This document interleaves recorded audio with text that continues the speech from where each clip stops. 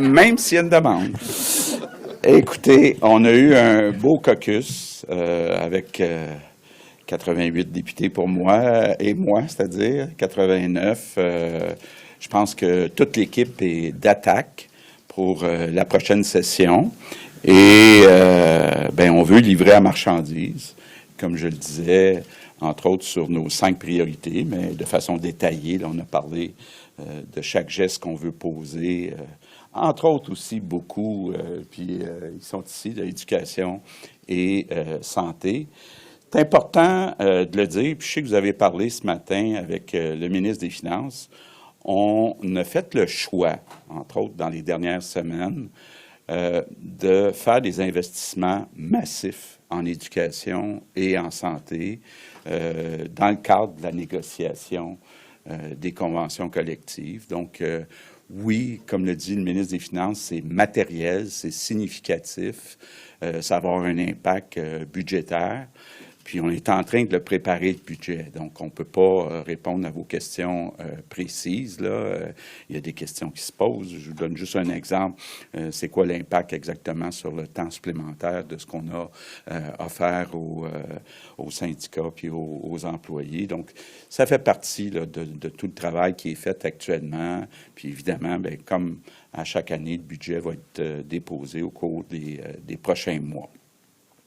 Ce qui est important aussi de dire, c'est qu'on a un grand défi du côté des infrastructures. On a beaucoup de rattrapage à faire, entre autres, dans les hôpitaux, les écoles, mais j'ajouterais aussi, puis vous ne serez pas surpris, dans le logement. Donc, il faut qu'il se construise plus de logements. Et on a beaucoup d'ambition aussi du côté d'Hydro-Québec. Donc, on s'attend à ce que les chantiers qui vont être lancés dans les prochaines années chez Hydro-Québec, ça va être un volume historique là, de travail, donc de besoins en main-d'œuvre. Donc, ça pose un défi énorme en construction. 2 choses qu'on est en train de faire. Bon, il y a des formations qui ont commencé, des formations plus courtes en construction. Évidemment, là, avec les grèves, il y en a certaines qui ont commencé un petit peu plus tard, mais on va être obligé d'en faire encore plus. Évidemment, il y a le défi de trouver des profs, quoique on peut penser des travailleurs plus âgés, expérimentés, ce qui peuvent enseigner. En tout cas, on est en train de regarder tout ça, mais c'est clair qu'on va devoir au Québec former beaucoup plus de monde en construction. C'est des jobs bien payés. Et bien, j'en profite pour lancer un appel à tout le monde. Là, continuez de vous inscrire. On va continuer dans les prochains mois et les prochaines années à accélérer les formations en construction. L'autre chose qu'on veut faire aussi, c'est de moderniser l'industrie de la construction. Donc, Jean Boulet, dès la semaine prochaine, va déposer un projet de loi. Il vous en a parlé, je pense, un peu ce matin. Évidemment, on ne peut pas aller trop dans le détail parce qu'on ne doit pas dévoiler ce qu'il y a dans un projet de loi. Mais juste un peu rassurer tout le monde. D'abord, je pense qu'on peut être très fiers de nos travailleurs de la construction au Québec. C'est du monde qui travaille fort. Il faut ensemble trouver un équilibre pour être capable d'en faire plus, donc d'améliorer, de moderniser, d'ajouter à l'efficacité de l'industrie de la construction. C'est un sujet qui est abordé depuis plusieurs années. Donc, vous connaissez Jean Boulet, c'est quand même quelqu'un qui est capable de concilier les différents partis, mais on a des grandes ambitions de changement dans l'industrie de la construction. Donc, je vous dirais tout simplement, que ce soit en santé, en éducation, en construction, on a des grands changements qui sont en marche. Et donc, on a beaucoup de travail à faire en 2024, mais j'ai senti que toute l'équipe gouvernementale était vraiment d'attaque là, pour livrer la marchandise. Donc, le statu quo n'est pas acceptable. On va livrer les changements qui sont nécessaires aux Québécois.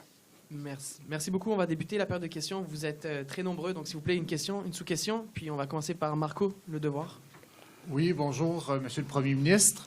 Vous avez dit le 8 décembre dernier, lors de vos vœux de Noël à l'Assemblée nationale, je vous cite, « J'ai demandé au Père Noël d'avoir une boussole pour Noël. Votre vœu a-t-il été exaucé? Et si oui, qu'est-ce qui est indiqué sur votre boussole? » Bon.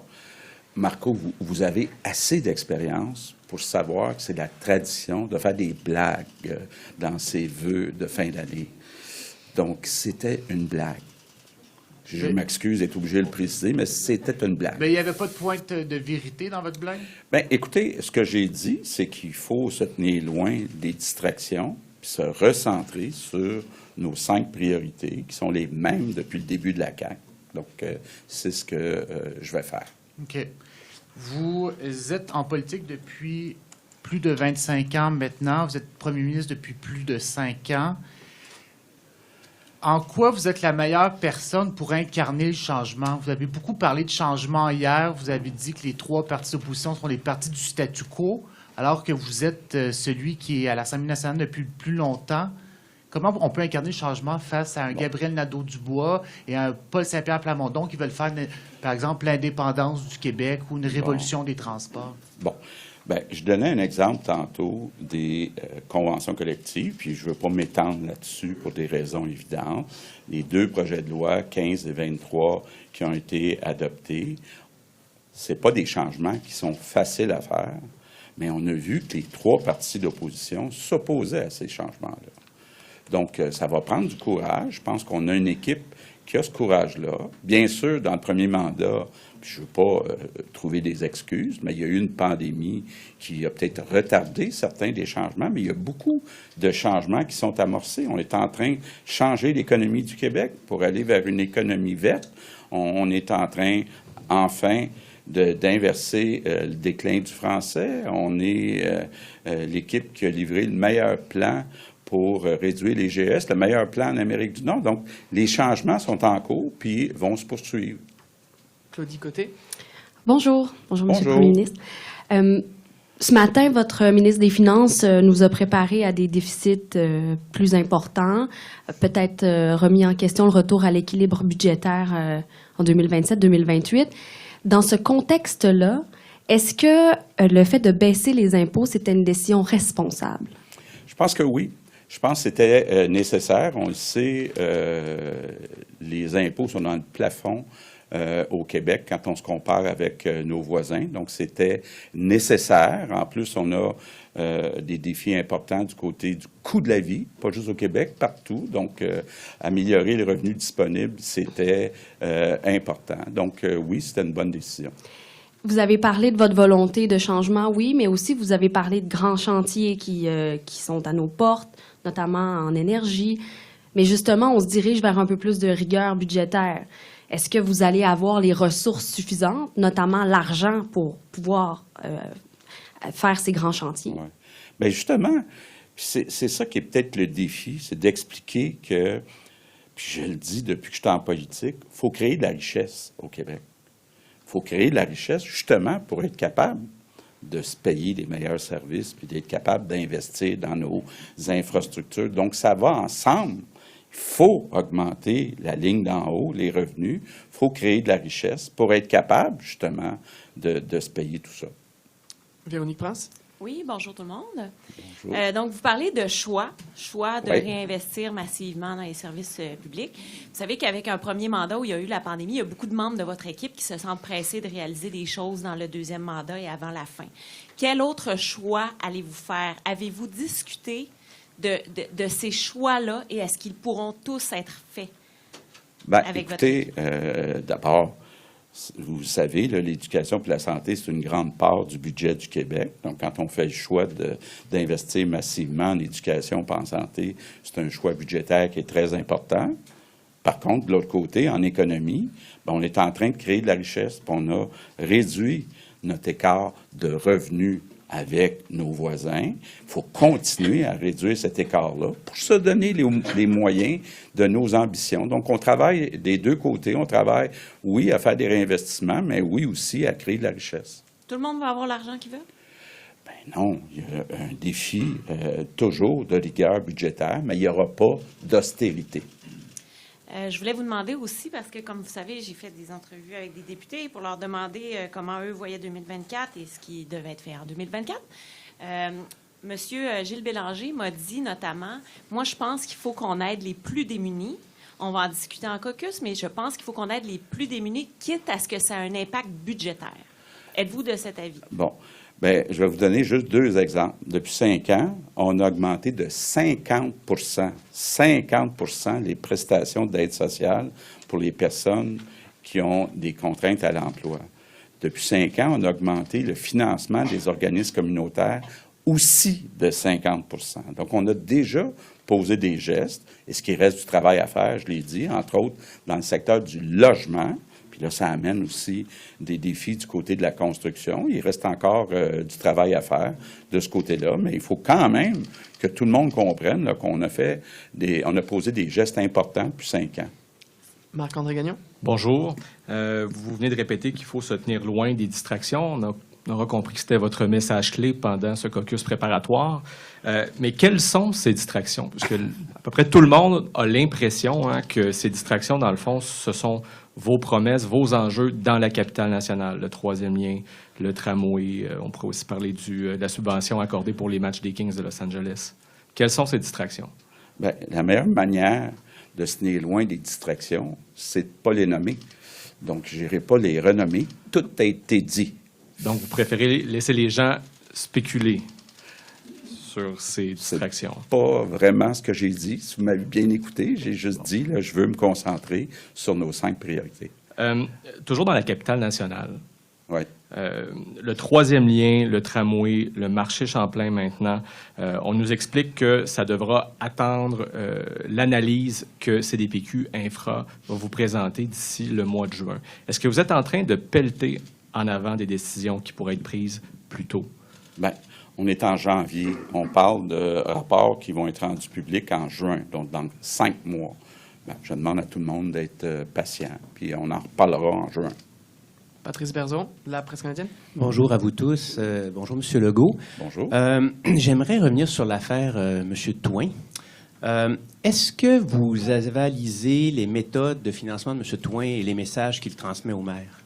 Bon, regardez, d'abord, Louis-Charles va contribuer à toutes les analyses qui seront faites, mais je vais être très clair, là, les maires n'ont pas besoin de payer pour voir les ministres, là, puis les ministres sont disponibles. Et donc, est-ce que la façon d'écrire certaines invitations doit être revue? Là?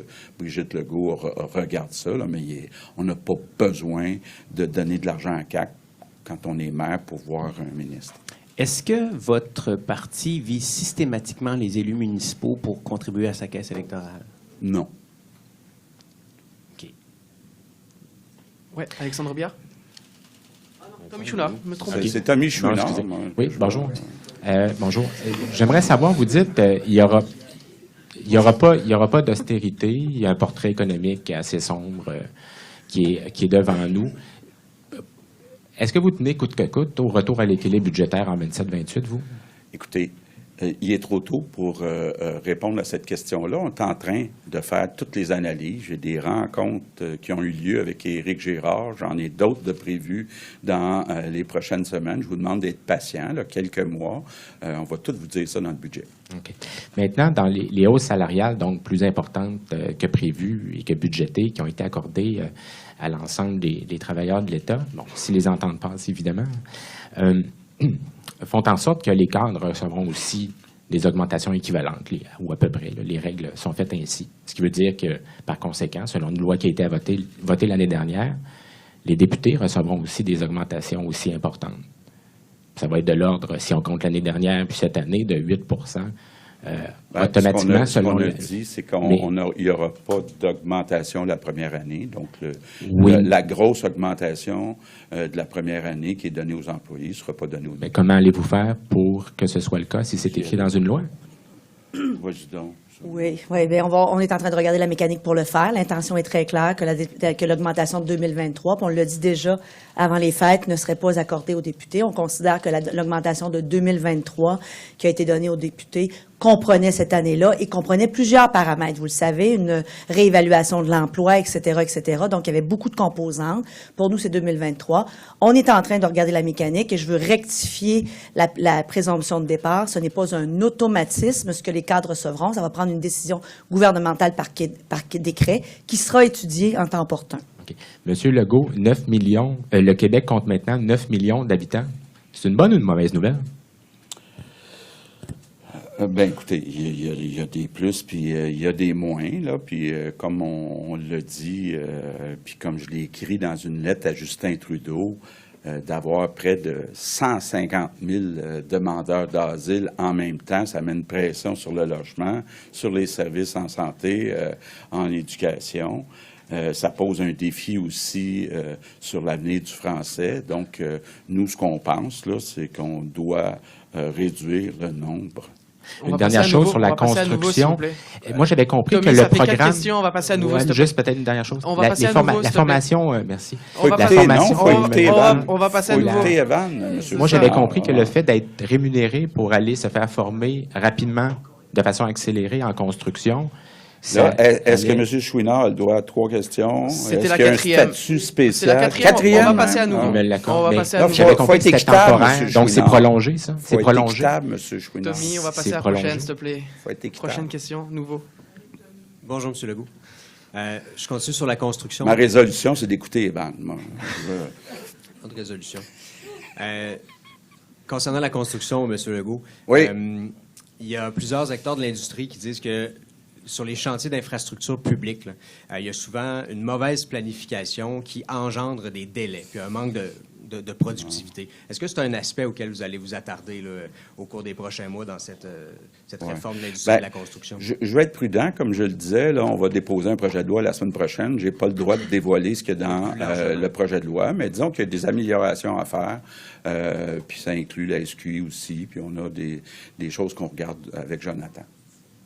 Est-ce que ça vous inquiète de voir des résidences pour personnes âgées fermées là, au rythme où certaines ferment actuellement au Québec? Oui, puis il y a une annonce qui est prévue par Sonia Bélanger dans les prochaines semaines. Prochaine question, Geneviève Lajoie. Bonjour, M. Legault. Vous avez parlé donc de distractions, vous ne voulez pas les nommer, mais est-ce que vous reconnaissez que bon nombre de distractions en 2023 émanaient de votre... C'était votre faute? En bout de ligne, tout est de ma faute. Hein? En bout de ligne, là, effectivement, je prends des décisions, puis je l'ai dit, moi le premier, il faut qu'on ait moins de distractions, qu'on se concentre davantage sur nos priorités. Je reviendrai peut-être sur la construction, effectivement. Est-ce qu'on comprend donc que les formations accélérées vont se continuer? Il va y en avoir au cours de l'année prochaine. Pour combien de temps? Et M. Boulay disait ce matin que le projet de loi qui va être déposé va servir notamment à permettre plus de main-d'œuvre pour les gros projets industriels, notamment de la filière batterie. Et je voulais vous entendre aussi là-dessus. Bien, effectivement, là, je parlais tantôt d'Hydro-Québec. C'est sûr que les projets qu'on regarde vont demander beaucoup de main-d'œuvre concentrée dans certaines régions du Québec. Donc, ça fait partie des défis, des enjeux là, que Jean regarde, puis dont il va vous parler la semaine prochaine. Pour les formations accélérées, juste pour... Les formations accélérées, écoutez, on est en train de regarder, mais de toute évidence, il faut continuer à en faire. Ouais. Hugo Lavallée. Bonjour, M. Legault. Vous disiez tout à l'heure que 9 millions de Québécois, il y avait des bons et des mauvais côtés à ça. Vous avez écrit à M. Trudeau concernant les demandeurs d'asile, mais ce qu'on voit dans la hausse de la population, c'est beaucoup pour des travailleurs étrangers temporaires. Est-ce que vous avez l'intention de resserrer peut-être les critères d'admissibilité pour les travailleurs sur lesquels vous êtes capable d'exercer un contrôle? Il y en a une partie qui relève du fédéral, il y en a une partie qui relève de vous. Est-ce que vous avez l'intention d'agir là-dessus? Christine Fréchette est en train de regarder ça. On n'exclut pas ça. Donc, l'intention, c'est de... On n'exclut pas ça. On est en train de l'examiner. Comment ça se passe, la renégociation des pouvoirs en matière d'immigration avec le gouvernement fédéral, de façon générale? Je pense de façon générale, ça se passe bien. Il y a beaucoup de discussions avec M. Miller. Puis, je pense qu'il y a une ouverture. J'ai confiance qu'on va réussir à trouver des compromis avec le gouvernement fédéral. Donc, vous allez pouvoir atteindre la promesse de campagne qui était de rapatrier les pouvoirs en matière d'immigration? Écoutez, il y a des discussions qui ont lieu. On souhaiterait avoir plus de pouvoirs en matière d'immigration. On en a déjà aussi des pouvoirs pour la première fois, notre gouvernement les utilise, ces pouvoirs-là. Merci. Alexandre Billard. Bonjour, M. Legault. Votre gouvernement approche de la moitié de son deuxième mandat. Donc, habituellement, là, c'est un peu traditionnellement, on commence à ressentir les effets de l'usure du pouvoir. Hier, vous vous êtes présenté comme un vecteur de changement. Est-ce qu'il n'y a pas un peu une contradiction, là? Est-ce que vous pouvez nous expliquer un peu qu'est-ce qu'un gouvernement qui en est rendu à son deuxième mandat peut mettre de l'avant pour incarner les changements comme ça? Bien, écoutez, je ne veux pas reprendre toutes nos priorités une par une, mais il y a encore beaucoup de changements à faire en santé, en éducation, en économie, en environnement, puis pour continuer le travail, pour inverser le déclin du français. Donc, dans nos priorités, il reste encore beaucoup de changements à faire. Puis, honnêtement, j'en vois moins chez le trio du statu quo.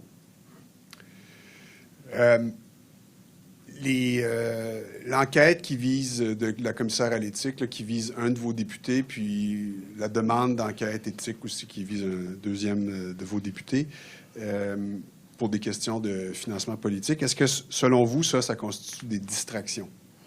Bien, écoutez, moi, je veux être très clair, là.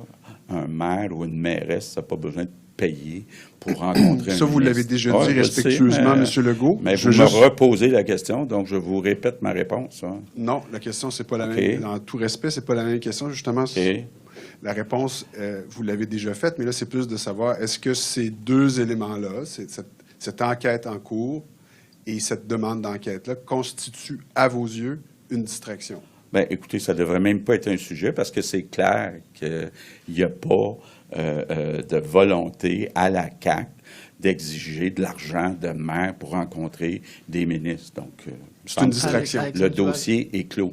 C'est une distraction. On va passer à la prochaine question. Alexandre Duval. Je vais quand même me permettre de poursuivre là-dessus, M. Legault, parce que la commissaire ayant ouvert une enquête, elle a des raisons de croire qu'elle doit examiner la situation pour M. Lévesque. Pour M. Touin, on verra. Pourquoi la CAQ est-elle à l'aise avec le fait de mousser des cocktails de financement pour lesquels on dit vous allez avoir la possibilité de rencontrer un ou une ministre et de discuter avec lui ou elle? Pourquoi vous êtes à l'aise avec ça alors que ça suscite un malaise dans d'autres organisations? Lesquelles? Bien, visiblement, la commissaire à l'éthique qui enquête, les partis d'opposition qui demandent des enquêtes, des maires et des mairesses qui déplorent la manière dont les choses se passent. Donc, voilà. Ça fait longtemps que je suis en politique, que ce soit le Parti libéral, le Parti québécois, qu'il y ait des ministres qui soient invités comme orateurs à des cocktails. Ça existe depuis que la politique existe. Maintenant, là où il faut être très clair, il n'est pas question d'exiger un montant d'un maire pour pouvoir rencontrer un ministre. Ils peuvent très bien le faire ailleurs que dans un cocktail. J'ai raté un petit bout de la conférence de presse, là, mais quand M. Girard parle des moments peut-être un petit peu plus difficiles ou de la situation plus difficile économiquement, à quel endroit sur le tableau de bord que vous avez à l'heure actuelle est-il possible de peut-être aller chercher certaines économies? Est-ce que c'est peut-être plus en transport? Est-ce que c'est peut-être plus en éducation? À quels endroits vous voyez qu'il y a peut-être des efforts budgétaires qui devront être faits? Bien, écoutez, comme je l'ai dit tantôt, il n'est pas question de couper des services, il n'est pas question de faire de l'austérité. En campagne électorale, on s'est engagé à réduire la bureaucratie. Donc, il y a déjà des gestes qui ont été posés, puis on va continuer d'en poser, mais il n'est pas question de faire de l'austérité. Puis, bien, les discussions ont lieu actuellement entre Éric Girard puis chacun des ministres pour préparer le budget qui va être déposé dans quelques mois. Est-ce qu'il y a des projets de transport qui pourraient passer dans le tordeur? Pas à ma connaissance, là. Prochaine question, la tribune. Oui, bonjour tout le monde. Monsieur Legault, revenir sur le financement rapidement. Là. Vous dites que ce n'est pas un sujet. Est-ce qu'on doit en comprendre que si vous étiez dans l'opposition puis qu'un député au pouvoir faisait ça, vous laisseriez ça passer sans problème? La même situation qui arriverait dans cette situation-là? Vous laisseriez ça passer sans problème? Bien là, on est dans des questions hypothétiques. Puis moi, il y a une chose qu'on m'a apprise, là, c'est qu'il ne faut pas répondre à des questions hypothétiques. Mais une fois que j'ai dit ça, écoutez, moi, c'est clair, là, puis c'est clair auprès de Brigitte Legault, il n'est pas question de demander de l'argent à des maires pour rencontrer des ministres. C'est clair, clair, clair. Puis j'ai demandé à Brigitte là, que ça soit encore plus clair. Bon, ben, très concrètement, dans ce cas-là, vous vous positionnez comme le parti du changement, comme le parti qui a mis fin à la dualité des deux vieux partis. Visiblement, que ce soit un sujet ou non, il y a, comme les collègues l'ont nommé, il y a un malaise, il y a une enquête, il y a une demande d'enquête dans un deuxième sujet. Est-ce que ça vous nuit pas, ça, dans votre posture de parti du changement, d'avoir, somme toute, on dirait les mêmes vieilles histoires que les mêmes deux vieux partis en termes de financement? Bien, qu'est-ce que le trio du statu quo propose en santé, en éducation, en économie, en environnement, en matière de langue, à part la souveraineté du Québec? Là, qu'est-ce qu'ils proposent? Moi, je parle de financement. À part du passer grand soir. On va passer à la prochaine question. Le soleil?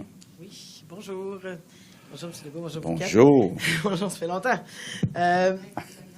En 2021, M. Legault, vous annonciez avec fierté le déploiement du réseau des musées des espaces bleus. Oui. Est-ce que vous confirmez que c'est terminé et qu'il y a eu le plan pour peut-être réattribuer les fonds qui étaient prévus? Bon, d'abord, le plan, là, c'est d'abord de bien réussir le musée à Québec. On a un espace extraordinaire et puis on a une belle équipe avec le Musée de la civilisation pour préparer un endroit où on va célébrer la fierté d'être québécois. Donc, que ce soit du côté de la musique, que ce soit du côté des sports, que ce soit du côté des affaires. Je veux qu'il y ait un endroit que les Québécois visitent puis qui comprennent un peu l'histoire du Québec, puis ce pourquoi on doit être fier d'être Québécois. Maintenant, est-ce qu'on doit en faire un dans chaque région? Il ne faut pas exclure ça, mais ce que je veux, c'est qu'on se concentre d'abord à bien réussir le musée à Québec. Donc, de poursuivre ce qui est en cours ou même de repenser le lieu pour le séminaire de Québec, par exemple? Ah non, ça va être au séminaire de Québec. Là. Il y a des travaux qui se font actuellement, puis c'est tellement beau. T'étudies là, toi, en plus, toi, hein? Non, c'est magnifique, là. Ça va être quelque chose, là, dont on va parler dans 25 ans. Donc, Québec n'est pas compromis. Ah, loin de là. Prochaine question, Fanny? Oui, bonjour. Bonjour. Juste une précision pour les formations accélérées en construction. Est-ce qu'on parle bien, donc, de prolonger ce programme-là, mais accompagné de bourses? Bien, on regarde tout ça, là, mais effectivement, il ne faut pas exclure ça, là, parce qu'on va avoir besoin de dizaines de milliers de travailleurs additionnels dans la construction. Là. Donc, il va falloir convaincre des jeunes et des moins jeunes de choisir la construction. C'est important. Puis, tu sais, bon, moi, je lis beaucoup là, ce qui se fait en économie ailleurs dans le monde. Pendant longtemps, le défi, c'était de trouver le plus d'ingénieurs possible. Ça reste là, mais là, de plus en plus, tout le monde cherche des travailleurs de la construction. Donc, pour l'avenir du Québec, ça va être très important de former puis de convaincre plus de monde de se former en construction. Mais vous n'avez pas de cible là, à ce stade-ci, par exemple, de combien on pourrait rajouter? Parce que là, le programme, c'est 4 à 5 000, je pense, les bourses. Mais, tu sais, je vous donne un exemple, là, puis j'annonce rien de spécial, là. Michael Sebia l'a dit. D'ici 2026, il va avoir besoin de 35 000 travailleurs de plus pour une période de 10 à 15 ans. Donc, ça va augmenter graduellement d'ici 2026, mais on parle de 35 000 travailleurs de plus. Bon, évidemment, pas besoin de vous parler du logement, le travail qu'il y a à faire. Puis, il y a tout un rattrapage à faire. Là. D'ailleurs, on a augmenté les budgets. On est en train de construire des nouveaux hôpitaux, de rénover, de faire des belles écoles, des maisons des aînés. Donc, il y a une grosse demande. Puis, je pense que c'est le rôle d'un gouvernement de s'assurer qu'on offre des infrastructures de qualité. C'est une des meilleures façons d'assurer l'avenir de notre société. Toujours sur la construction, le projet de loi de M. Boulay va s'attaquer à la mobilité de la main-d'œuvre. C'est déjà très anticipé dans les régions. Comment vous allez faire pour protéger des régions comme la Côte-Nord, le Saguenay-Lac-Saint-Jean, qui vont avoir des chantiers importants, mais qui craignent que ce ne soient pas les travailleurs locaux qui aient priorité d'emploi? Bon, encore là, je vais être prudent, parce que c'est dans le projet de loi. Je ne veux pas comment on appelle ça, là, à l'Assemblée Un nationale? outrage. Mais êtes-vous favorable à ça? Ouais. Êtes-vous favorable à ce qu'on revoie la mobilité? Ben, Est-ce que écoutez, c'est on vraiment va un avoir, problème en ce on moment? va avoir besoin de plus de monde que jamais en région. Fait que ceux qui sont déjà là, ils vont avoir l'ouvrage. Puis là, il va falloir convaincre du monde de déménager en région parce qu'on va avoir beaucoup de travaux en région. On va passer en anglais. Juste en On va passer en terminant, anglais, s'il vous sur plaît. sur Là, Ivan va me chicaner. On va passer en anglais, on va passer à Franca. On va Juste passer en à Franca. terminant, vous avez parlé beaucoup d'investir massivement dans les services publics. Fanny, on va passer en anglais. Franca? Good afternoon. Écoutez, là, on ne voudrait pas que Tommy là, soit choqué, qu'on donne ça à vous. C'est ça. OK. Yes! Yes, good afternoon. You've mentioned a few times that you'd like to go into this session with fewer distractions, but how exactly are you making sure to do that, and what does that mean concretely? But we have 2 days together, the 89 MNAs, and I think that we all agree that it's important to focus on our priorities. So, of course, it's a team effort. And when it comes to this idea of status quo, what more can we expect from you within the next few months to change the status quo in the province or keep changing it? I gave the example of Bill 15 and Bill 23. We propose major changes in the organization of the two important networks we have. And the three opposition parties were against. They fight for 280 hours or 75 hours? 280 hours saying, no, we don't want any change. We want the statu quo. So it's a good example where what do they propose? If you don't change the recipe, you'll have the same bad cake at the end. I don't know if it's the way to say it in English, but anyway. Yeah, that was good. Yeah. There's been a lot of jokes, a lot of comments about this buzzword discipline. To you, what does it mean to you? What do you want to see from your ministers this session? I want that we concentrate on our priorities. So forget about the sideshows, about other priorities. It's important that we focus on our 5 priorities. Me, ministers, everybody. And in terms of Mr. Girard's statements this morning, there's a lot of uncertainty, especially with the public sector strikes. Yeah. Some are still ongoing, obviously. Agreements have been reached but not ratified. What message do you have for Quebecers who are facing that uncertainty about what the financial year will look like? You said you're preparing the budget now. Okay, so what I said is we made a decision in the last few weeks to invest more than expected in healthcare and education. So I think that it's in line with Quebecers' expectation. I think that we saw that when you meet with Quebecers, they really want us to focus on improving services in healthcare and education. So it's the decision we made. Cathy? Good afternoon. Mr. Legault, going back to the allegations surrounding Mr. Touin and Mr. Lévesque, the perceptions are out there. When you were in the opposition, you condemned those types of behavior. So what is your key message today to reframe the discussion about those 2 cases? I think we have to be clear. Of course, when you organize a cocktail, you invite all your people you know. And if they want to support your party, they come to the cocktail. But it has to be very clear. A mayor doesn't need to put and give money to a party to meet a minister. That has to be clear. It's 2 separate things. When you said, we heard many times that you're here to improve public services. You have 2 reforms in place.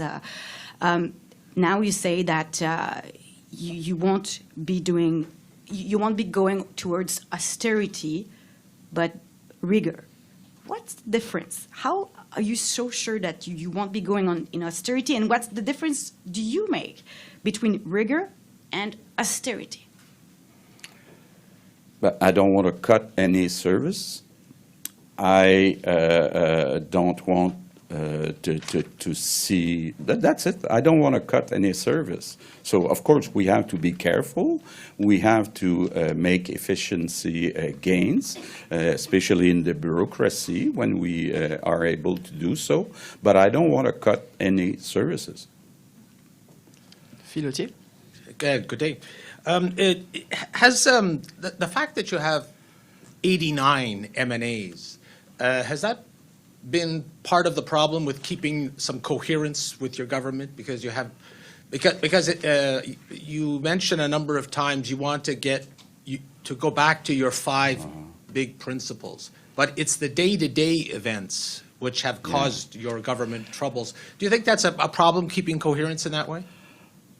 For me, it's a big plus to have 89 people, especially coming from the 17 regions. Because when we spend the 2 days like we just did, you can know very well what people want. It's clear, and it's different. It's different in Montreal than it is in Beauce, for example. So it's a big plus. But of course, it means taking more time, but I like that. Over the last few weeks and months, there have been many columns and comments made by members of the English-speaking community about your government. What are you doing? What can you do to rebuild what seems to be a broken bridge with that community? Yeah. I think the Anglophone community has to understand that it's a plus for Montreal and for Quebec to be distinct with this language.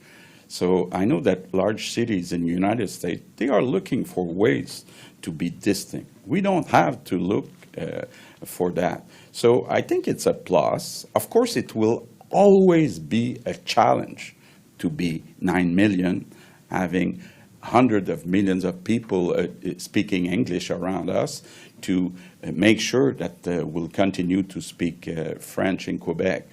But it's nothing against the Anglophone. We have to protect what is, for me, a plus for everybody. But that is their perception, that what you're doing is against the English-speaking community. Yeah. So we have to spend more time explaining that it's not against them, that we have to protect French. And right now, unfortunately, we're not going in the right direction. All the figures are clear. Every 5 years, we have a report saying that there's a lower and lower percentage of francophones in Montréal and in Quebec.